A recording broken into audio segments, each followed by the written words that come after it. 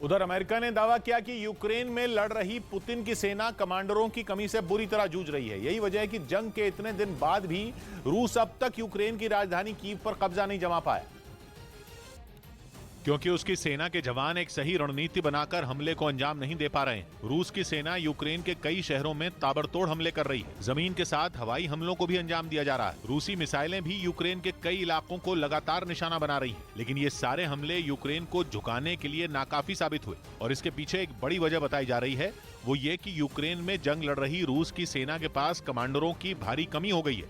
यानी रूस के सैनिक एक ऐसी जंग लड़ रहे हैं जिसमें उन्हें सही निर्देश देने वाला तक कोई नहीं। ऐसे में कमांडरों की कमी से जूझ रहे सैनिक उस तरह के हमलों को अंजाम नहीं दे पा रहे जिससे युद्ध जीता जा सके।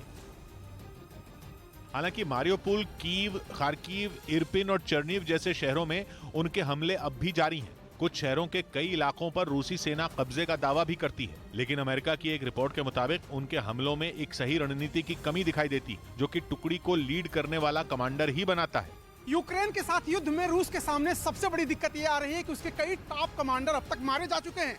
कहा यह जा रहा है कि जब से युद्ध शुरू हुआ है अब तक रूस के टॉप 10 कमांडर मारे जा चुके हैं, जिसकी वजह से रूस की सेना यूक्रेन के सैनिकों का सामना उस तेजी और उस क्षमता के साथ नहीं कर पा रही है जैसा कि पुतिन ने सोचा था। मतलब जब सेना की किसी टुकड़ी के पास कमांडर ही ना हो तो वो टारगेट से भटक ही जाएगी, और ऐसा ही हो रहा है रूस की सेना के साथ, क्योंकि अमेरिका के मुताबिक उन्हें एकजुट करके सही दिशा में ले जाने वाले लीडर की कमी हो गई है। और ऐसा इसलिए क्योंकि यूक्रेन के साथ जंग शुरू करने के बाद से अब तक रूसी सेना के कई बड़े अधिकारी मारे जा चुके हैं।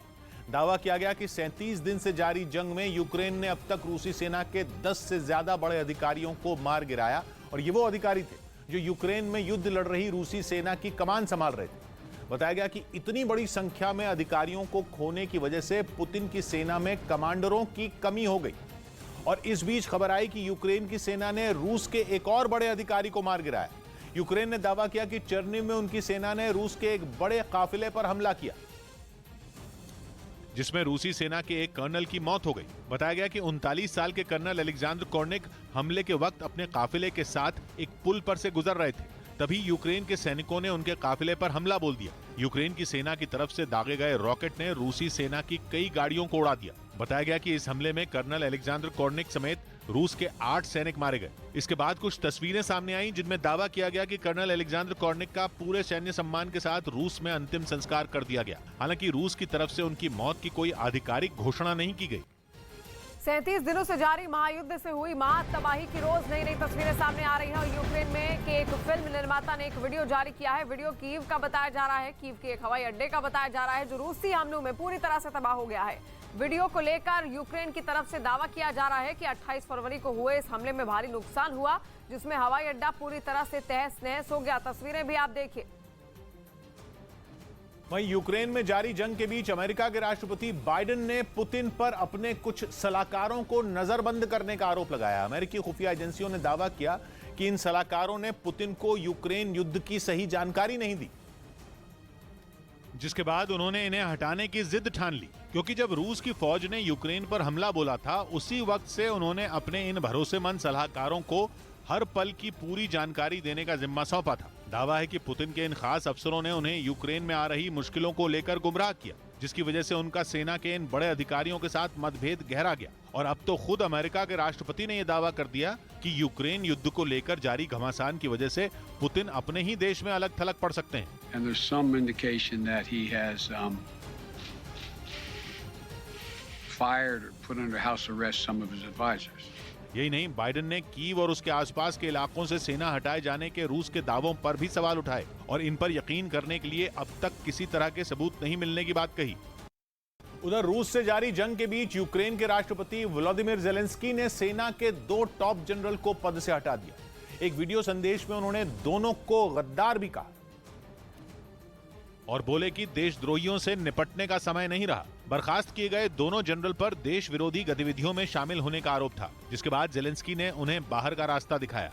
रूस की सेना के सामने यूक्रेन की सेना की ताकत बेहद कम है, लेकिन ज़ेलेंस्की अपने इन्हीं सैनिकों और सेना के भरोसे रूस से मोर्चा ले रहे हैं। लेकिन ज़ेलेंस्की को जैसे ही पता चला कि उनकी सेना में 2 विभीषण हैं, तो उन्होंने तुरंत उन दोनों को निकाल बाहर किया। दरअसल ज़ेलेंस्की को डर इस बात का था कि कहीं ये विभीषण उनकी खुफिया रणनीति को पुतिन के साथ साझा न कर दें। अपने वीडियो संदेश में ज़ेलेंस्की गुस्से में नजर आए।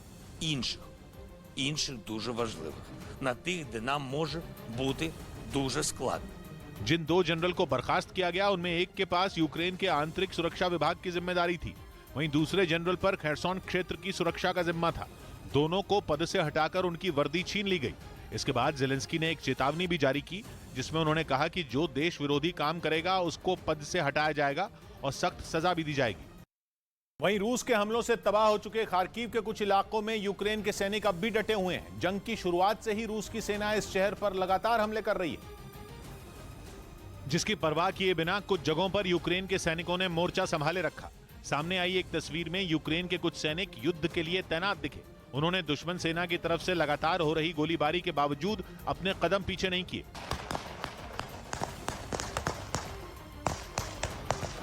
रूसी सेना के बमों और मिसाइलों से बचने के लिए यूक्रेन के इन सैनिकों ने वहां कई बंकर भी बना रखे हैं। हालांकि रूस ने इस इलाके को पूरी तरह बर्बाद कर दिया है। वहां की ज्यादातर इमारतें खंडहर बन चुकी हैं, तो पूरे शहर में सन्नाटा पसरा है। और रूस यूक्रेन युद्ध में भारी नुकसान भी हुआ है, जहां पर रूस के हमलों में कई इमारतें ध्वस्त हो गई हैं और जवाबी हमले में रूस के कई टैंक नष्ट भी किए जा चुके हैं। महायुद्ध में मारियोपोल बुरी तरह से तबाह हो गया है। रूस के हमलों में कई सारी इमारतें तबाह हो गई हैं और ये रिहायशी इमारतें थी। तस्वीरें भी आप देखिए, टैंक, बख्तरबंद गाड़ियां, रिहायशी इमारतें, सब कुछ अब मलबे में तब्दील हो गया है। और लगातार 37 दिन से इसी तरीके से जंग दोनों ओर से जारी है। हमले दोनों ही ओर से तेज होते चले जा रहे हैं और ऐसे में जो रिहायशी इमारतें हैं उनको निशाना बनाया जा रहा है। इस बीच सीरिया के कुछ डॉक्टरों ने यूक्रेन के मेडिकल स्टाफ को केमिकल हमले से निपटने की ट्रेनिंग दी। ज़ेलेंस्की सरकार कई बार इस जंग में रूस की तरफ से केमिकल हमला होने की आशंका जता चुकी है और इसी वजह से सीरियाई डॉक्टरों की एक टीम सामने आई और उसने यूक्रेन को बचाने के लिए मोर्चा संभाल लिया। इस टीम ने यूक्रेन के डॉक्टरों को ट्रेनिंग के दौरान खास मंत्र दिया। असल में इस ट्रेनिंग में यह बताया जा रहा है कि अगर केमिकल हमला यूक्रेन के सैनिकों पर होता है या आम जनता पर होता है तो उनको अस्पताल में कैसे बचाना है। सीरिया के इन डॉक्टरों को केमिकल हमले के बाद राहत और बचाव काम में जुटने का काफी अनुभव है और इनका दावा है कि वो सीरियाई सरकार के केमिकल हमले के दौरान भी कई घायलों की मदद कर चुके हैं। असल में ये लोग सीरिया के बागी हैं जो अपने देश यानी सीरिया में राष्ट्रपति बशर अल असद सरकार के खिलाफ जंग छेड़े हुए हैं। अब उन्हें यूक्रेन में बड़ा केमिकल हमला होने का डर है और इसी तरह का डर पिछले हफ्ते अमेरिकी राष्ट्रपति बाइडेन ने भी जाहिर किया था। उन्होंने चेताया था कि पुतिन यूक्रेन पर केमिकल हथियारों से हमला कर सकते हैं और तो और अमेरिका ही नहीं बल्कि यूएन भी इस बात से काफी चिंता में है। माना जाता है कि केमिकल हथियारों के इस्तेमाल की शुरुआत पहले विश्व युद्ध के दौरान हुई थी और अब 100 साल बाद भी कई संधियां होने के बावजूद जंग में रासायनिक हथियारों का साथ नहीं छूट पाया। उधर ब्रिटेन ने यूक्रेन को रूस के खिलाफ जंग लड़ने के लिए अपना आधुनिक ड्रोन कामिकाजे देने का ऐलान किया है। सिर्फ एक बार इस्तेमाल होने वाला यह ड्रोन उड़ता हुआ बम के नाम से भी जाना जाता है, जिसे ब्रिटेन अब यूक्रेन को देगा ताकि वो रूस के ताबड़तोड़ हमलों का जवाब दे सके। दावा है कि ब्रिटेन का ये कामिकाजे ड्रोन रूस के बड़े बड़े टैंकों को भी तबाह करने की ताकत रखता है। कामिकाजे का मतलब होता है आत्मघाती, इसीलिए इसका इस्तेमाल सिर्फ एक बार होता है और इस ड्रोन की खासियत यह है कि ये मीलों दूर से निशाना साध सकता है। लेकिन ये ड्रोन बम बरसाता नहीं बल्कि ये खुद एक बम की तरह है जो दुश्मन के ठिकाने पर गिरकर उसे तबाह कर देता है। इसलिए इस कामिकाजे ड्रोन को उड़ता हुआ बम भी कहा जाता है और दावा है कि पलक झपकते ही ये ड्रोन दुश्मन के बड़े बड़े टैंकों और तोपखानों को ध्वस्त कर सकता है। रिमोट से कंट्रोल होने वाला ये ड्रोन कैमरों और विस्फोटक से लैस होता है। खबर है कि हाल ही में सऊदी अरब के जद्दा में मौजूद एक तेल डिपो पर हुए हमले में यमन के हूथी विद्रोहियों ने भी इसी ड्रोन का इस्तेमाल किया था।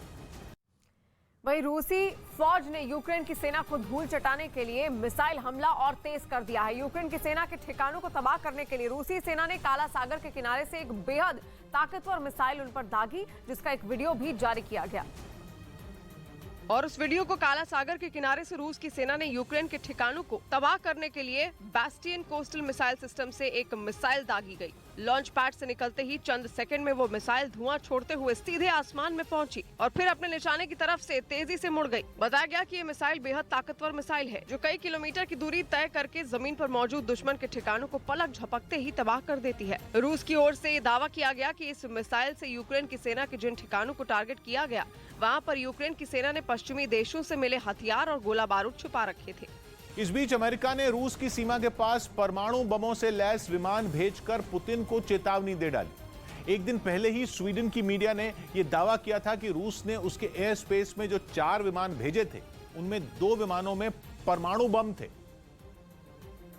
जिसके बाद खबर आई कि अमेरिका ने परमाणु बम बरसाने वाले अपने सबसे खतरनाक विमान B-52 को रूस की सीमा की तरफ रवाना कर दिया। दावा है कि अमेरिका के इस विमान ने ब्रिटेन के कॉट्सवोल एयरपोर्ट से उड़ान भरी, जिसके बाद ये रूस की सीमा के बहुत करीब तक पहुंचा और फिर वहां से लौट आया। परमाणु बम गिराने और आसमान से ही मिसाइलें दागने की क्षमता रखने वाला ये विमान अपने आप में किसी सेना से कम नहीं है और अमेरिका ने इस विमान के जरिए पुतिन को चेतावनी दे दी। साथ ही साफ कर दिया कि रूस की किसी भी परमाणु धमकी का जवाब देने के लिए वो तैयार है और दावा किया गया कि रूस की सीमा के पास परमाणु बमों से लैस विमान उड़ाकर उसने ऐसा किया भी क्योंकि रूस ने स्वीडन की एयर स्पेस में जो 4 विमान उड़ाए थे उनमें 2 में परमाणु हथियार थे। 2 मार्च को वहां उड़ाए 4 विमानों में 2 सुखोई Su-24 अटैक एयरक्राफ्ट थे और बाकी 2 सुखोई Su-27 फाइटर जेट जो कि अटैक हवाई जहाजों को एस्कॉर्ट कर रहे थे। अब जो 2 सुखोई Su-24 अटैक एयरक्राफ्ट थे, स्वीडन की मीडिया का दावा है कि उन दोनों में परमाणु हथियार थे और इस खबर के सामने आने के बाद अमेरिका ने यह बड़ा कदम उठाया क्योंकि रूस के साथ जंग में अमेरिका और स्वीडन दोनों ही यूक्रेन के साथ खड़े हैं। ऐसे में माना जा रहा है कि स्वीडन के आसमान में परमाणु बमों से भरे विमान उड़ाने की पुतिन की हरकत अमेरिका को रास नहीं आई। स्वीडन भले ही नेटो देशों का सदस्य नहीं है, लेकिन वो जंग में हर तरह से यूक्रेन की मदद कर रहा है। साफ है कि वो नेटो देशों के साथ खड़ा है। ऐसे में उसे धमकाने की पुतिन की कोशिश ने बाइडेन को भड़का दिया और पुतिन को जवाब देने के लिए ही अमेरिका ने परमाणु हथियारों से लैस B-52 विमान को उसकी सीमा के पास उड़ाया। सेना के मिसाइल हमले से खार्किव में गैस पाइपलाइन को काफी नुकसान पहुंचा। वहां हुए इस हमले की वजह से कई इलाकों में गैस की किल्लत शुरू हो गई क्योंकि रूसी मिसाइल ने इस पाइपलाइन को पूरी तरह बर्बाद कर दिया। पाइपलाइन में आग लगने के बाद जमीन से लपटें उठती दिखी। बताया गया कि यह हमला इतना खतरनाक था कि इससे इलाके में कई दुकानें भी तबाह हो गईं। इतना ही नहीं, इस जोरदार हमले में वहां खड़ी कई गाड़ियां कबाड़ में बदली नजर आईं। ऐसा ही हाल वहां की इमारतों का भी रहा। रूसी हमले की शिकार हुई ऐसी ही एक इमारत की खिड़की से आग की ऊंची ऊंची लपटें निकलती दिखी और इस मिसाइल हमले से हुई तबाही के बाद इलाके के लोग दहशत में आ गए, लेकिन इन लोगों ने हिम्मत नहीं हारी और इलाके को पहले जैसा बनाने के लिए उन्होंने घरों के बाहर सफाई अभियान शुरू कर दिया। इस दौरान ये लोग गंदगी हटाने के लिए मिलजुल कर काम करते दिखे। उन्होंने हमले के बाद जगह जगह फैले मलबे को पहले एक जगह इकट्ठा किया, फिर इस कचरे को गड्ढों में दबा दिया ताकि इससे होने वाली बीमारियों के खतरे को कम किया जा सके। उधर रूस के हमलों की वजह से यूक्रेन के कई लोगों के आशियाने छिन गए। रूस की बरसाई मिसाइलों ने ऐसी तबाही मचाई कि गांव के गांव खाली हो गए, जिसके बाद लोग सुरक्षित ठिकानों की तरफ निकल पड़े और ऐसे ही लोगों का एक जत्था जान बचाने के लिए ज़ैपोरिज़िया में दिखाई दिया, जिन्हें जब और कोई रास्ता नहीं मिला तो वो सब एक ट्रक में बैठकर किसी तरह वहां पहुंचे। इनमें औरतों के साथ ही छोटे बच्चे भी शामिल थे, जिन्हें वहां पहुंचकर मायूसी हाथ लगी क्योंकि उन्हें शरण देने से मना कर दिया गया। Просто була як, окупація і все. Вони там оставили своїх 20 БТРів та і все. हालांकि उनकी हालत देखने के बाद ज़ैपोरिज़िया प्रशासन ने उन्हें रहने की जगह मुहैया कराई, जिसके लिए पहले उन लोगों के आईडी कार्ड चेक किए गए और उसके बाद ही उन्हें ट्रक से सामान उतारने की इजाजत दी गई। इस बीच यूके के साइबर इंटेलिजेंस विभाग ने दावा किया कि रूस उन देशों पर साइबर हमला कर सकता है जिन्होंने यूक्रेन युद्ध के लिए पुतिन का विरोध किया और यही वजह है कि रूस बदला लेने के लिए यूक्रेन और उसके पड़ोसी देशों को निशाना बना सकता है। बताया गया कि रूस साइबर हमले के लिए अपने टारगेट की तलाश में जुट गया।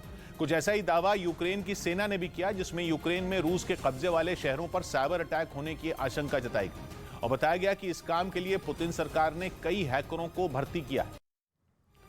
और महायुद्ध के बीच यूक्रेन सेना ने मिसाइल का सफल परीक्षण भी किया। काला सागर तट पर यूक्रेन की तरफ से मिसाइल का सफल परीक्षण किया गया है। इसका एक वीडियो यूक्रेन की सेना की तरफ से जारी किया गया है।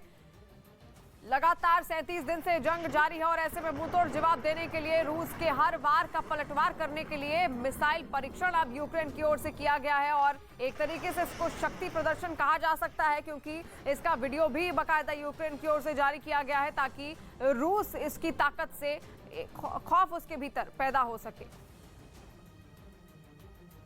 यूक्रेन ने एक हैरान करने वाला ऑडियो जारी किया जिसमें कुत्तों का मीट खाकर कुछ रूसी सैनिकों के पेट भरने की बात सुनी गई।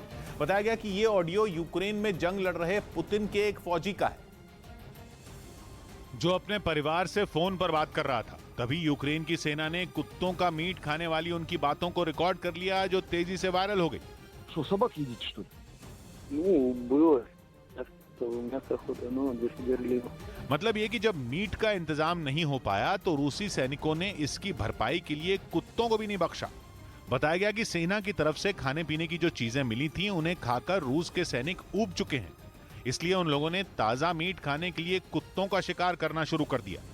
दावा तो यह भी किया गया कि लगातार जंग लड़ रहे रूसी सैनिकों की आम जरूरतें भी अब पूरी नहीं हो पा रही हैं। जंग के मैदान में यूक्रेन के सैनिकों से लोहा लेने वाले अपने फौजियों को रूस ने सम्मानित किया। इसका एक वीडियो भी सामने आया जिसमें सेना के एक अधिकारी सैनिकों को मेडल पहनाते नजर आए। सैकड़ों की तादाद में रूसी जवान दिखाई दिए जो यूक्रेन से जंग लड़कर लौटे थे। एक एक कर सैनिकों को मेडल पहनाकर उनका हौसला बढ़ाया गया। बताया गया कि इन जवानों ने यूक्रेन के सैनिकों से डटकर मुकाबला किया, इसीलिए जब ये देश लौटे तो हौसला बढ़ाने के लिए सम्मान समारोह रखा गया। इस दौरान वहां मौजूद ब्रिंस्क प्रांत के गवर्नर ने अपने फौजियों की जमकर